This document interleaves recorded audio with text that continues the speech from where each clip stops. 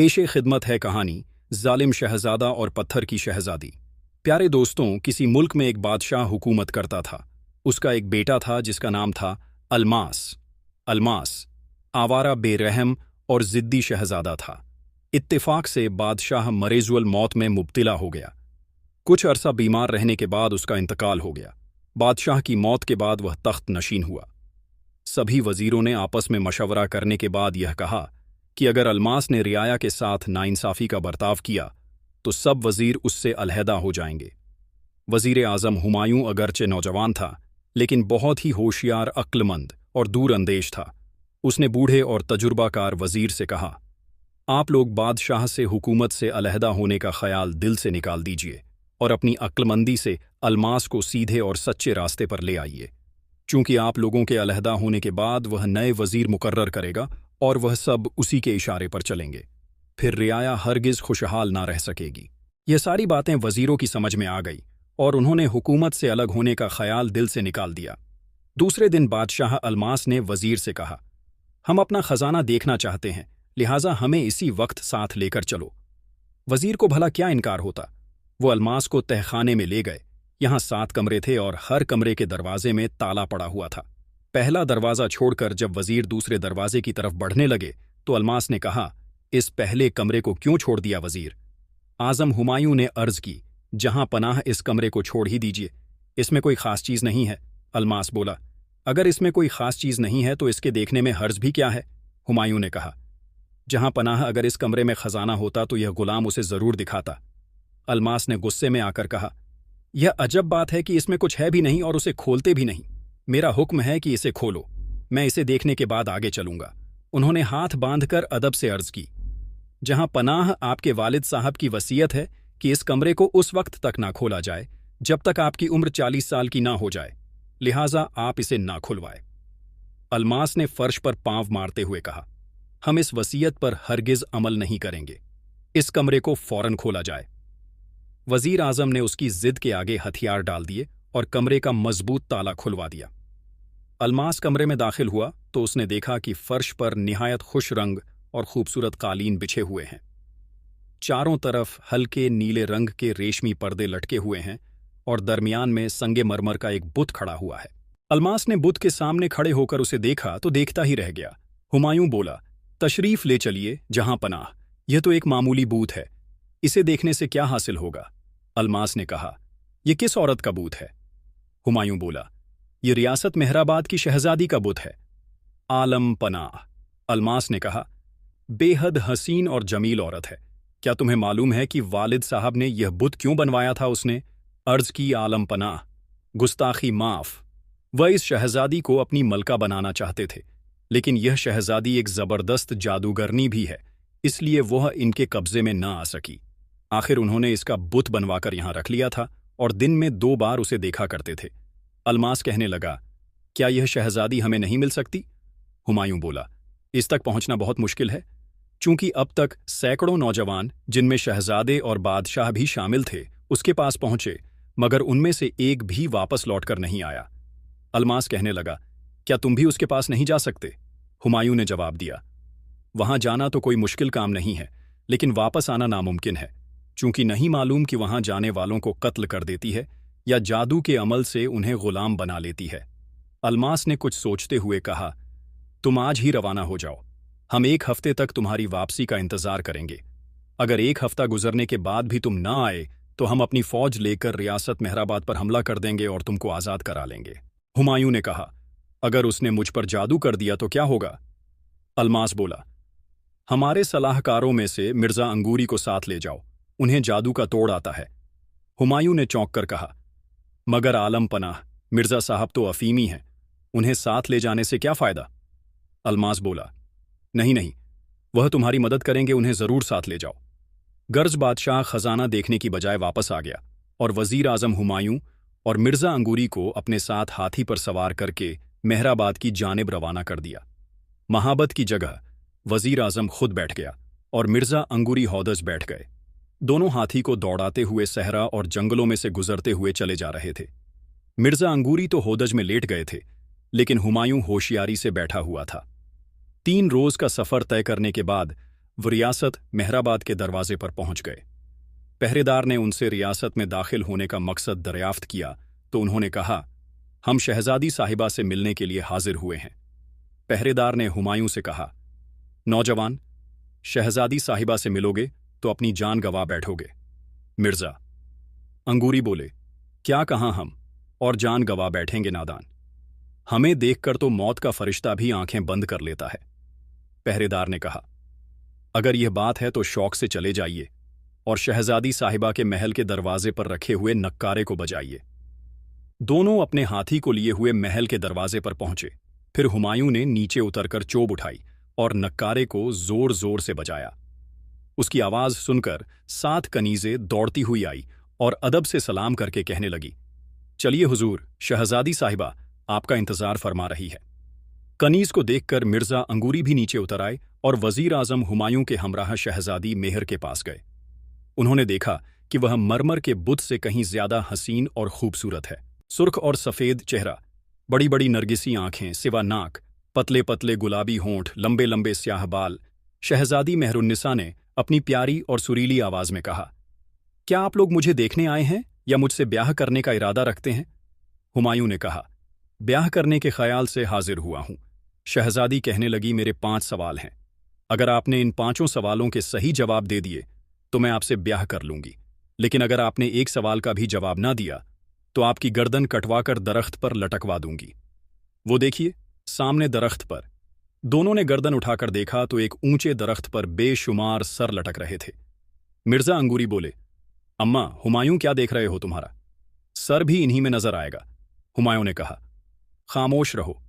फिर शहजादी ने कहा, और जो शख्स 2-3 सवालों के जवाब सही और बाकी के जवाब गलत बताए तो उसे मैं जादू के अमल से जानवर बना देती हूं। वह देखो सामने वो तोता, मैना बुलबुल, हुदहुद कौवा, उल्लू उकाब गिद्ध, और इधर देखो यह गधा कुत्ता नील, गाय हिरण गीदड़, भेड़िया लोमड़ी और यह चीता। यह सब असल में इंसान है लेकिन जवाब ना देने की वजह से जानवर बने हुए हैं। अब फरमाइए क्या इरादा है? हुमायूं ने जवाब दिया, मैं आपके 5 सवालों के जवाब जरूर दूंगा। शहजादी शाबाश कहते हुए बोली, आइए पहले नाश्ता कर लीजिए। मिर्जा अंगूरी ने कहा, नहीं शहजादी साहिबा, यह हरगिज नहीं होगा। हमारा तजुर्बा है कि ऐसे मौके पर कुछ ऐसी चीज खिला दी जाती है कि इंसान अपनी अक्ल खो बैठता है, लिहाजा पहले अपने सवालों के जवाब ले लीजिए। शहजादी मिर्जा जी की बात पर कहकहा मारकर हंस पड़ी। फिर कहने लगी, बहुत बेहतर है, चलिए सामने बारादरी में बैठकर मेरे सवालों के जवाब दीजिए। यह कहकर उसने ताली बजाई। उसी वक्त बहुत सी कनीज हाजिर हो गई। शहजादी ने उनसे कहा, सामने बारादरी में हमारे बैठने का बंदोबस्त करो। कनीज ने फौरन ही कालीन फर्श पर बिछा दिए और एक सफेद मसनद पर तकिए रख दिए। फिर शहजादी उस मसनद पर बैठ गई और हुमायूं मिर्जा अंगूरी के साथ नीचे कालीन पर बैठ गया और कनीज चारों तरफ खड़ी होकर मोर पंखों से हवा करने लगी। शहजादी मेहरुन्निसा ने कहा, मेरा पहला सवाल यह है कि एक दरख्त ऐसा है जो सारी दुनिया पर छाया हुआ है, उसके पत्ते एक तरफ के काले और दूसरी तरफ के सफेद हैं। वो दरख्त साल भर में एक मर्तबा मर जाता है मगर फौरन ही जिंदा हो जाता है। बताओ वो कौन सा दरख्त है? मिर्जा अंगूरी ने हुमायूं के कान के पास मुंह ले जाकर कहा, वो दरख्त गधा हो सकता है, चूंकि उसकी पीठ गहरे रंग की होती है और नीचे से पेट सफेद होता है। हुमायूं ने तेवरी चढ़ाते हुए आहिस्ता से कहा, क्या नशे में हो? कहीं गधा 1 साल के बाद मरता है और फिर फौरन ही जिंदा हो जाता है? मिर्जा अंगूरी कहने लगे, जिस वक्त एक गधा मरता होगा उसी वक्त दुनिया के किसी ना किसी हिस्से में एक गधा पैदा भी तो जरूर होता होगा। शहजादी मेहरुन्निसा ने दोनों को बातें करते देखा तो उसने कहा, मिर्जा अंगूरी, आप इनको मशवरा ना दें वरना आपको गीदड़ बनाकर किस पिंजरे में बंद कर दूंगी। मिर्जा अंगूरी अपनी टोपी को सीधा करते हुए बोले, हम और गीदड़ डाह तौबा तौबा जनाब, हम शेर बब्बर से कम नहीं, उसकी तरह हम दूसरे जानवरों पर बहादुरी से हमला करते हैं, लिहाजा हमें गीदड़ बनाकर हमारी इज्जत खाक में ना मिलाइए। शहजादी उनका दिलचस्प जवाब सुनकर मुस्कुराने लगी। फिर हुमायूं ने अर्ज की, शहजादी साहिबा अपने सवाल का जवाब सुनिए। इस दरख्त का नाम है साल, जिसके एक तरफ के पत्ते सफेद हैं, वो दिन है और काले पत्ते रात हैं। दरख्त का मर जाना साल का खत्म हो जाना है और मरकर फौरन जिंदा हो जाना नए साल का पहला दिन है। शहजादी जवाब सुनकर बहुत खुश हुई। फिर कहने लगी, अब दूसरा सवाल सुनो। एक समंदर है जो सारी दुनिया को यहां तक के हिमालय पहाड़ को भी, जबकि एक देव है जिसका ना मुंह है, ना हाथ और ना पैर हैं, वह उसे आन की आन में पी जाता है। बताओ वह दर क्या है और वह देव कौन है? मिर्जा अंगूरी अपनी छोटी सी नोकदरा दाढ़ी को उंगलियों से कुरेदते हुए कहने लगे, अब खैर नहीं वजीर साहब, अब तो इसी में भलाई है कि पिंजरा तलाश कर लो। शहजादी बोली, आप खामोश रहे मिर्जा साहब। हुमायूं ने थोड़ी देर गौर किया, फिर मुस्कुराकर बोला, वो समंदर ओस यानी शबनम है। सुबह के वक्त सारी दुनिया उसमें डूबी हुई होती है और उसे पीने वाला देव सूरज है, जिसका नाम मुंह है ना, हाथ और ना पैर हैं, लेकिन फिर भी वह पी जाता है। शाबाश, शहजादी बोली। तीसरा सवाल यह है कि मेरी 3 बहनें हैं और 19 कनीज हैं। मैं चाहती हूं कि आधी कनीज बड़ी बहन शहनाज को मिल जाएं, बाकी आधे हिस्से में से निस्फ कनीज मंजुली बहन मुमताज को मिले और कुल कनीज का 5वां हिस्सा छोटी बहन मुमताज को मिल जाए, मगर यह ख्याल रहे कि किसी कनीज के टुकड़े भी ना हो और किसी बहन को कम या ज्यादा भी ना मिले। मिर्जा अंगूरी बोले, सवाल बिल्कुल गलत है। 19 का आधा, लिहाजा एक कनीज को तो जरूर काटना पड़ेगा, और अगर नहीं काटा गया तो सवाल सही नहीं हो सकता। शहजादी ने कहा, कटी हुई कनीज को बड़ी बहन लेकर क्या करेगी, यह भी तो सोच लो। मिर्जा अंगूरी ने अफीम की एक गोली दांतों में दबाते हुए कहा, हिसाब के मुताबिक जो होगा करना पड़ेगा। हुमायूं बोला, खामोश रहो मिर्जा साहब, मैंने इस सवाल को हल कर लिया है। सुनिए शहजादी साहिबा, अपनी 19 कनीज में से एक मेरी कनीज शामिल कीजिए। अब आपके पास 20 कनीज हो गई। उनकी निस्फ यानी 10 कनीज तो बड़ी बहन शहनाज को दे दीजिए, बाकी आधे हिस्से में से निस्फ यानी 5 मंजुली बहन मुमताज को दे दीजिए। अब कुल कनीज की तादाद का 5वां हिस्सा यानी 20 का 5वां हिस्सा 4 है, मतलब है कि 4 छोटी बहन मुमताज को दे दीजिए। लीजिए, तकसीम हो गई। अब देखिए, 10 और 5 15 और 15 और 4 19। इस जवाब को सुनकर शहजादी सोचने लगी कि यह नौजवान बहुत ही ज़हीन और अक्लमंद है। अगर इसने बाकी 2 सवालों के जवाब भी दे दिए तो क्या होगा? वैसी ही बातें सोच रही थी कि हुमायूं ने कहा, चौथा सवाल बयान कीजिए। शहजादी ने चौंक कर कहा, देखी, हमने ऐसी रानी आग लगे तो बरसे पानी और एक ऊंचा सा पहाड़, जिस परे कलियों की बाहर माली तोड़ ना सके, मालन गूंद ना सके। मिर्जा अंगूरी इस सवाल को सुनते ही घुटनों में सर देकर बैठ गए, लेकिन वजीर आजम हुमायूं, जो बहुत ही होशियार और काबिल शख्स था, मुस्कुराते हुए बोला, सुनिए मोमबत्ती, वो रानी है जिसे आग लगते ही पानी बरसने लगता है, और ऊंचा सा पहाड़ आसमान है और कलियां तारे हैं। उन कलियों को माली तोड़ ना सके और मालन गूंद ना सके। शहजादी मेहरुन्निसा अपने चौथे सवाल का सही जवाब सुनते ही पसीने में भीग गई और दिल ही दिल में कहने लगी, अब क्या होगा? सिर्फ एक ही सवाल बाकी रह गया है। अगर इसने उसका भी जवाब दे दिया तो मुझे इससे ब्याह करना पड़ेगा। इसका मतलब है कि मेरी आज़ादी मुझसे छिन जाएगी। अब मुझे ऐसा सवाल करना चाहिए कि यह क़यामत तक उसका जवाब ना दे सके। ये सोचकर उसने कहा, मेरा 5वां और आखिरी सवाल यह है कि कौवा काना तीली लूला बनिया बहरा, इससे पहले और बाद में क्या है और इसका किस्सा क्या है? वजीर आजम हुमायूं इस अजीब सवाल को सुनकर हैरान रह गया और सोचने लगा, यह तो ऐसी बात है कि इस पर सोचना समझना बिल्कुल बेकार है। फिर उसकी निगाह उन पिंजर की तरफ उठ गई जिनमें सैकड़ों जानवर बंद थे, और वह दिल में कहने लगा, कुछ देर के बाद मैं भी जानवर बना दिया जाऊंगा। उसे चारों तरफ अंधेरा ही अंधेरा नजर आया। मिर्जा अंगूरी भी किसी गहरी सोच में थे कि अचानक उन्हें कुछ ख्याल आया और उन्होंने हुमायूं के कान में एक बात कही, जिसे सुनकर वह मुस्कुरा दिया और शहजादी मेहरुन्निसा से कहने लगा, आपके सवाल का जवाब अर्ज है, सुनिए। एक थी चूहिया। उसे जो शौक हुआ तो उसने कणबंधे को बुला के अपनी नाक छिदवाली, नाक में खून निकलने लगा तो वह भागी भागी नदी पर गई। नदी पर जो नाक धोने बैठी तो नाक में से इतना खून निकला कि नदी का पानी सुर्ख हो गया। नदी पे आया एक बैल पानी पीने। वह नदी से कहने लगा कि बी नदी, मैं अभी यहां से पानी पीकर गया था, तब तो तुम्हारा पानी सफेद था, अब लाल हो गया। उसने कहा, कुछ ना पूछ। बैल ने कहा, नहीं, कुछ तो जरूर बताओ। नदी कहने लगी, भी चूहिया की छिदल का पानी लाल हुआ। बैल के सींग झड़, बैल बेचारे के सींग जो थे सो झड़ गए। बैल गया एक बड़े से दरख्त के पास। दरख्त ने कहा, बैल बैल, अभी तो तू मेरे पत्ते खाने आया था, तेरे सींग मौजूद थे। ऐसी जल्दी तेरे सींग क्या हुए? उसने कहा, कुछ ना पूछ कि नहीं, कुछ तो बता। बैल ने कहा, बी चूहिया की छिदी नाक, नदी का पानी लाल हुआ, बैल के सींग झड़बड़ के पतझड़ की पतझड़ी हो गई। उस परे आके एक कौवा बैठा। वह कहने लगा, बड़बड़, अभी तो मैं तेरे ऊपर आकर बैठा था, तेरे सब पत्ते मौजूद थे, ऐसी जल्दी तेरे पत्ते क्या हुए? उसने कहा, कुछ ना पूछ कि नहीं, कुछ तो जरूर बता।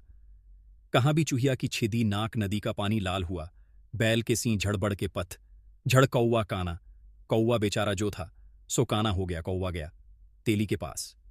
तेली ने कहा, कौवे कौवे, अभी तो तू आया था, तेरी दोनों आंखें मौजूद थीं, अब ऐसी जल्दी तेरी आंख जाती रही, कहाँ, कुछ ना पूछ। उसने कहा, कुछ तो जरूर बता। कहाँ भी चूहिया की छिदी नाक, नदी का पानी लाल हुआ, बैल के सींग झड़बड़ के पत्ते झड़ कौवा काना, तेली लूला। तेली बेचारा लूला हो गया। तेली गया बनिए के पास। बनिए ने कहा कि तेली तेली, अभी तो तू मेरे पास तेल लेकर आया था, तेरी दोनों टांगें मौजूद थीं, अब ऐसी जल्दी तू लूला क्यों कर हो गया? तेली ने कहा, कुछ ना पूछ की नहीं, कुछ तो जरूर बता। उसने कहा कि बी चूहिया की छिदी नाक, नदी का पानी लाल हुआ, बैल के सींग झड़बड़ के पतझड़ कौवा काना, तेली लूला, बनिया बहरा। बनिया बेचारा बहरा हो गया। उसके यहां एक अमीर की लौंडी सौदा लेने आई। वह कहने लगी कि बनिए बनिए, दाल दे। बनिया बोला, गुड़ दूं। उसने कहा, नहीं दाल दे। कहने लगा, चावल दूं।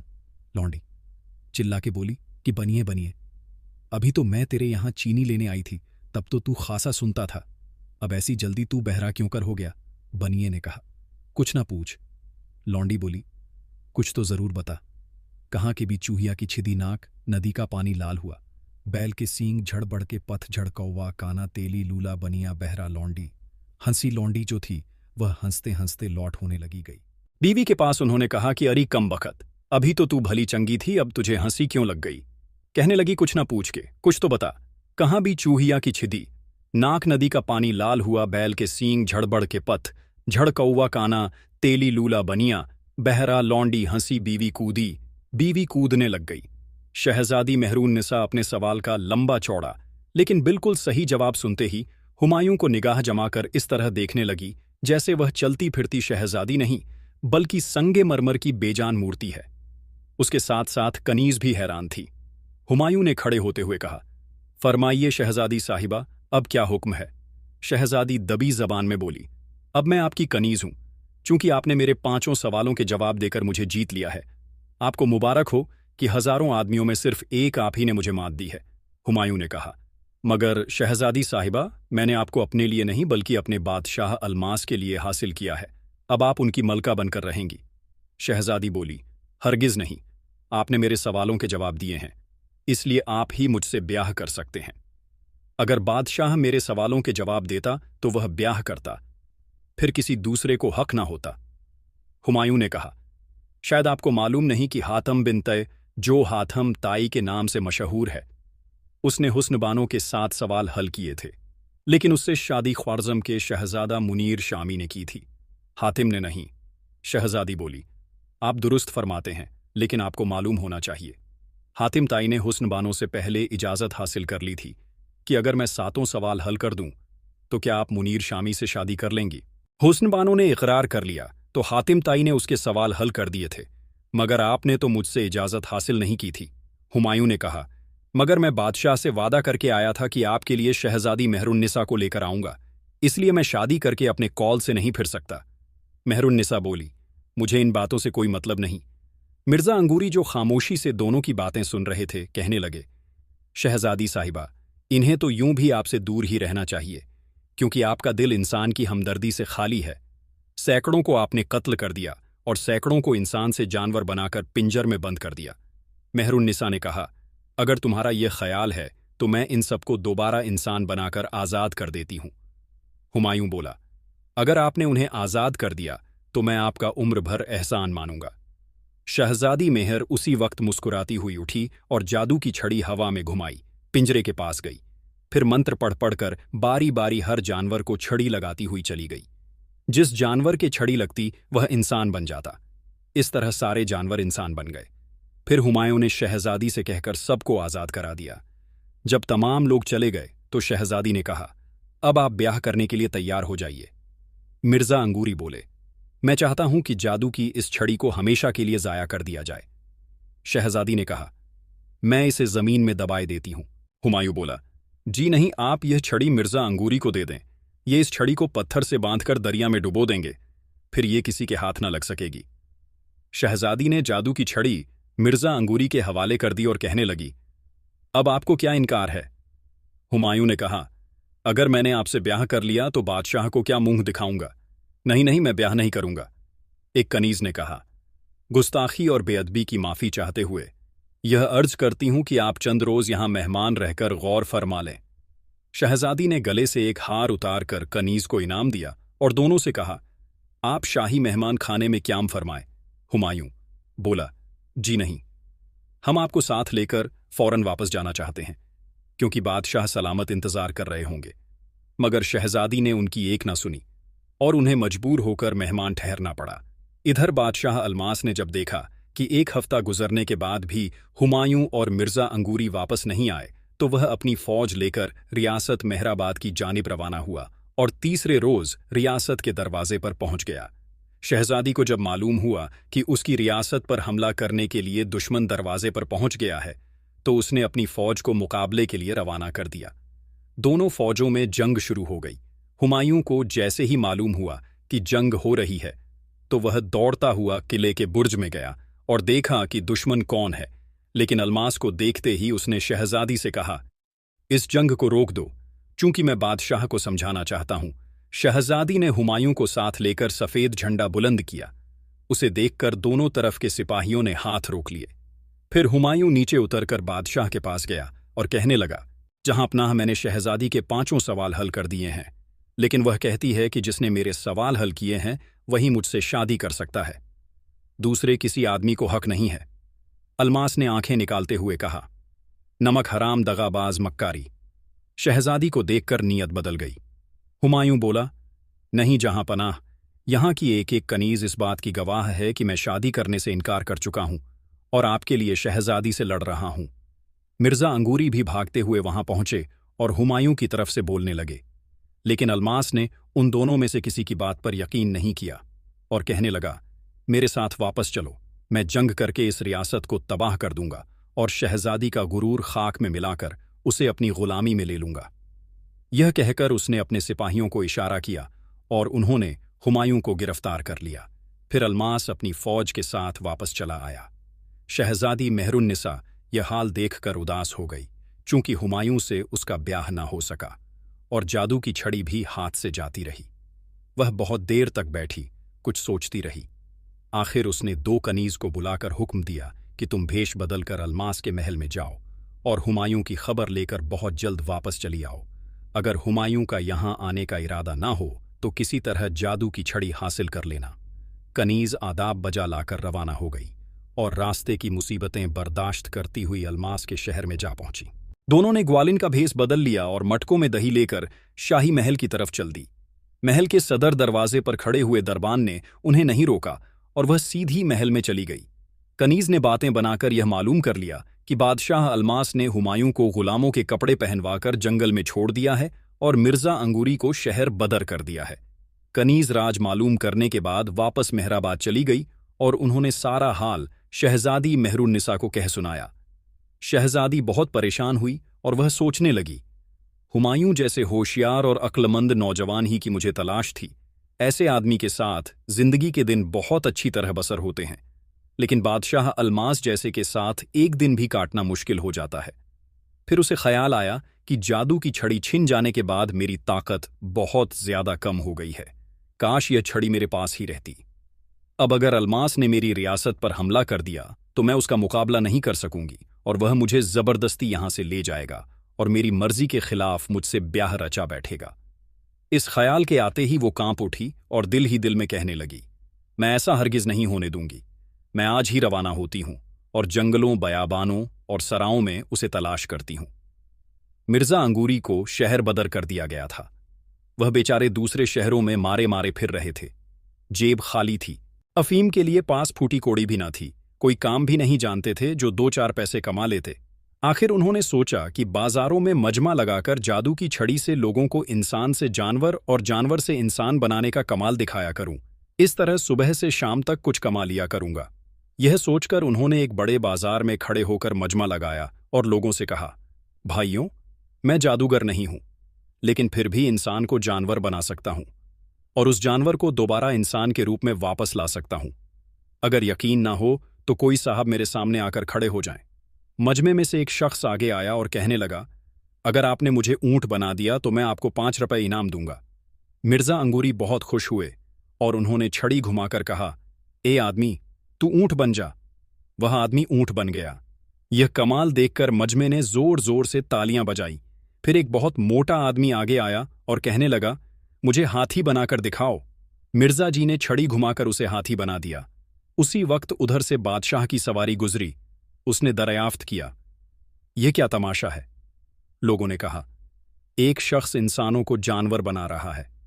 यह सुनकर बादशाह को भी तमाशा देखने का शौक हुआ और वह नीचे उतरकर बोला, मुझे ऐसा मालूम होता है कि अब तक इसने जिन लोगों को जानवर बनाया है वह इसी के आदमी है। लिहाजा मेरे वजीर को शेर बनाकर दिखाओ तो मुझे यकीन आए कि वाकई यह शख्स सच्चा है। मिर्जा जी के लिए यह क्या मुश्किल था। उन्होंने छड़ी घुमाकर वजीर को शेर बना दिया। बादशाह ने फौरन ही गले से मोतियों का एक हार उतारकर उनके हाथ पर रख दिया और कहा, अब इन लोगों को दोबारा इंसान बनाओ। मिर्जा जी ने छड़ी घुमाकर कहा, वापस इंसान बन जाओ, लेकिन ऊंट ऊंट ही रहा, हाथी हाथी और शेर शेर ही रहा। मिर्जा जी ने दोबारा छड़ी घुमाकर कहा, लेकिन कोई असर ना हुआ। अब तो मिर्जा जी बहुत सटपटाए और बार बार छड़ी घुमा घुमाकर शोर मचाने लगे, वापस इंसान बन जाओ, लेकिन बेकार कुछ ना हुआ। बादशाह को यह हाल देखकर बहुत गुस्सा आया और उसने मिर्जा जी की गिरफ्तारी का हुक्म दे दिया। सिपाहियों ने मिर्जा अंगूरी को गिरफ्तार कर लिया और जानवरों को रस्सियों से बांध लिया और किले में ले गए। वहां जाकर बादशाह को मालूम हुआ कि जादू की छड़ी असल में मेहराबाद की शहजादी मेहरुन्निसा की है और वही उसका राज जानती है। बादशाह ने उसी वक्त वजीर आजम को रियासत मेहराबाद रवाना कर दिया ताकि वह शहजादी से दरख्वास्त करें कि वह जानवरों को इंसान बना दे। लेकिन जब वजीर आजम रियासत में पहुंचा तो उसे मालूम हुआ कि शहजादी रियासत छोड़कर कहीं चली गई है और उसके मुताल्लिक किसी को इल्म नहीं है। वजीर आजम मायूस होकर वापस रवाना हुआ और जाकर बादशाह से अर्ज की, जहां पनाह शहजादी मेहरुन्निसा लापता है। अब बेहतर यह मालूम होता है यह सारे मुल्क में ऐलान कर दिया जाए कि जादूगर यहां आकर इस छड़ी का राज मालूम करें। और जानवरों को दोबारा इंसान बनाए बादशाह को यह तजवीज़ पसंद आई और उसने फौरन ही ऐलान कर दिया। घनश्याम जादूगर ऐलान को सुनकर अपने तेज रफ्तार घोड़े पर सवार हुआ और बादशाह के शहर की जानिब रवाना हुआ। चूंकि यह छड़ी उसी की दी हुई थी और अब वह इसी छड़ी को वापस हासिल करना चाहता था, वह दूसरे दिन बादशाह के पास पहुंच गया और छड़ी हाथ में लेकर जानवरों के सामने खड़ा हुआ और उल्टा घुमाकर बोला, वापस इंसान बन जाओ, और वह तीनों इंसान बन गए। मिर्जा जी भी यह तमाशा देख रहे थे। अब वह समझ गए कि उल्टा घुमाने से जानवर इंसान बनता है। बादशाह ने जादूगर से कहा, कहो क्या मांगते हो? जादूगर बोला, आलमपनाह, मुझे यह छड़ी बख्श दीजिए। छड़ी का नाम सुनते ही मिर्जा जी घबरा गए और निहायत फुर्ती से झपटकर जादूगर के हाथ से छड़ी छीन ली और सर पर पांव रखकर दरवाजे की तरफ भागे। सिपाहियों ने उनका पीछा किया, लेकिन वो किसी के हाथ ना आए। किले से बाहर निकले तो पहरेदारों ने उनका पीछा किया। यह हाल देखकर मिर्जा जी ने छड़ी घुमाई और चिल्लाकर कहा, जानवर बन जाओ। सारे पहरेदार जानवर बन गए और मिर्जा जी भाग गए। जादूगर घनश्याम भी उनके पीछे पीछे भागा। आखिर दोनों एक जंगल में पहुंच गए। वहां मिर्जा जी ने कहा, अगर तू मेरा पीछा नहीं छोड़ेगा तो मैं तुझे गधा बना दूंगा। जादूगर बोला, मुझ पर इसका असर नहीं होगा, अगर यकीन ना हो तो आजमा कर देख लो। मिर्जा जी ने छड़ी घुमाकर कहा, तू गधा बन जा। लेकिन घनश्याम घनश्याम ही रहा और वह गधा ना बन सका। अब तो मिर्जा जी बहुत परेशान हुए और कहने लगे, देख भाई जादूगर, वैसे तो मैं तुझे यह छड़ी नहीं दूंगा। हां, अगर तू मुझे यह बता दे कि वजीर आजम हुमायूं और शहजादी मेहरुन्निसा इस वक्त कहां है, तू मुझे उनके पास पहुंचा दे तो मैं यह छड़ी तेरे हवाले कर दूंगा। जादूगर घनश्याम ने जेब से एक आईना निकाला और कुछ पढ़कर उसमें देखा। थोड़ी देर तक आईना देखने के बाद कुछ पढ़ा और दोबारा आईने में देखा। उसके बाद कहने लगा, सुनो मिर्जा, अंगूरी हुमायूं और शहजादी दोनों एक ही जंगल में भटक रहे हैं और वह जंगल यहां से 260 मील के फासले पर है। अगर वहां चलना है तो मेरे साथ घोड़े पर सवार हो जाओ। मिर्जा अंगूरी ने छड़ी को अपने सीने से बांधा और जादूगर के साथ घोड़े पर बैठ गए और मशरिक की तरफ रवाना हो गए। 5 दिन का सफर तय करने के बाद छठे रोज वह दोनों जंगल में पहुंच गए और आईने की मदद से उन्होंने शहजादी को तलाश कर लिया। गरीब की भूख और प्यास के मारे बुरी हालत थी। कपड़े फट गए थे, बाल गर्द में अट गए थे। मिर्जा अंगूरी को पहचान कर शहजादी ने कहा, तुम्हारा वजीर कहाँ है? मिर्जा जी बोले, घबराइए नहीं, वह इसी जंगल में है। उन्हें हम तीनों मिलकर तलाश कर लेंगे। हम दोनों इसी गर्ज से यहां आए हैं। जादूगर ने आईने की मदद से हुमायूं को भी तलाश कर लिया। उस वक्त उसकी बुरी हालत थी। दाढ़ी के बाल बढ़े हुए थे और जिस्म पर जगह जगह जख्मों के निशान थे। उन्हें देखकर शहजादी की आंखों में आंसू भर आए। मिर्जा अंगूरी बोले, दोस्त ये क्या है? कहने लगा, कुछ ना पूछो, कई बार दरिंदों से बचा हूं। अगर जिंदगी ना होती तो उनके मुंह का निवाला बन गया होता। मिर्जा अंगूरी ने मुस्कुराते हुए कहा, काश तुम्हारे पास थोड़ी सी अफीम होती और तुम जानवरों को खिला देते, बस वह तुम्हारे गुलाम हो जाते। हुमायूं ने शहजादी से कहा, आप मुझ किस्मत के मारे की तरह इस जंगल में कहां भटक रही हैं? शहजादी ने दबी जुबान में जवाब दिया, आप मुझे छोड़कर चले गए और बादशाह अलमास मेरा दुश्मन हो गया। खुद को उसके हाथ से बचाने और आपको हासिल करने के ख्याल से रियासत को छोड़कर यहां आई हूं। हुमायूं बोला, अलमास ने अगरचे मेरे साथ नाइंसाफी की है, लेकिन फिर भी मैं अपने कोल से फिरना नहीं चाहता।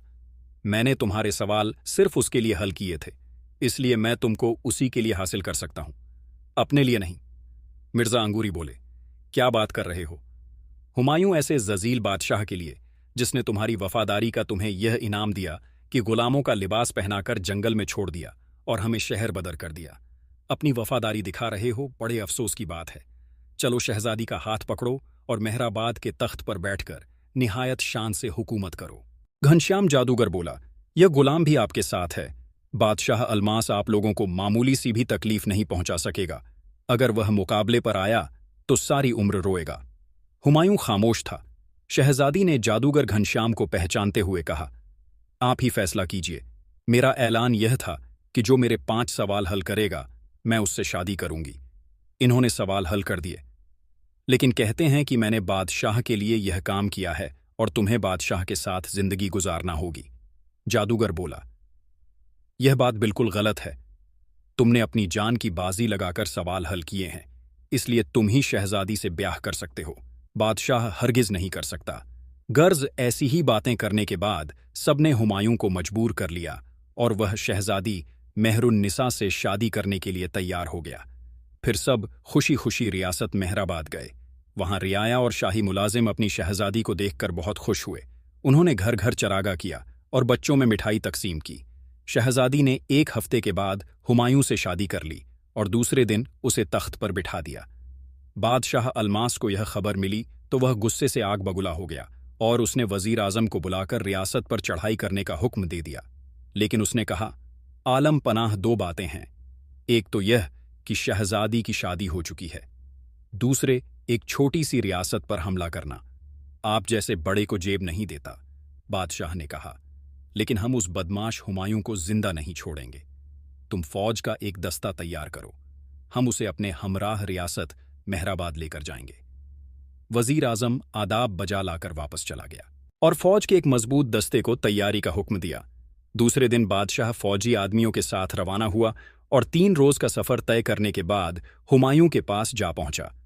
हुमायूं उसे इज्जत के साथ बिठाना चाहता था, लेकिन उसने शहजादी की तरफ इशारा करते हुए कहा, हम यहां बैठने के लिए नहीं आए, हमें शहजादी चाहिए। अगर यह नहीं मिल सकती तो हम तुम्हारा सर काट कर ले जाएंगे। घनश्याम जादूगर ने कहा, शहजादी का हाथ आपके हाथ में देने से तो बेहतर यह है कि हम उसे जान से मार दें, लेकिन अगर आप अपनी निस्फ सल्तनत हुमायूं के नाम कर दें तो आपको शहजादी आसानी से मिल जाए। अलमास ने अपने निस्फ सल्तनत देने का वादा कर लिया और दूसरे ही दिन उसने निस्फ हुकूमत हुमायूं के नाम कर दी। निस्फ फौज और निस्फ खजाना भी उसके हवाले कर दिया। फिर घनश्याम ने शहजादी को बुलाकर उसके साथ कर दिया। अलमास ने रुखसत होने से पहले घनश्याम को बहुत सा इनाम इकराम दिया। अलमास शहजादी को साथ लेकर खुशी खुशी अपने महल में गया और कहने लगा, हमने तुम्हें एक बहुत बड़ी कीमत अदा करके हासिल किया है। शहजादी बोली, आपने बहुत महंगा सौदा किया है। अलमास ने कहा, वह कैसे? शहजादी बोली, आपने शहजादी के बुत को पसंद किया था, इसलिए निस्फ सल्तनत के बदले में आपने पत्थर की शहजादी ही को हासिल किया है। अलमास घबराकर कहने लगा, क्या कह रही हो तुम?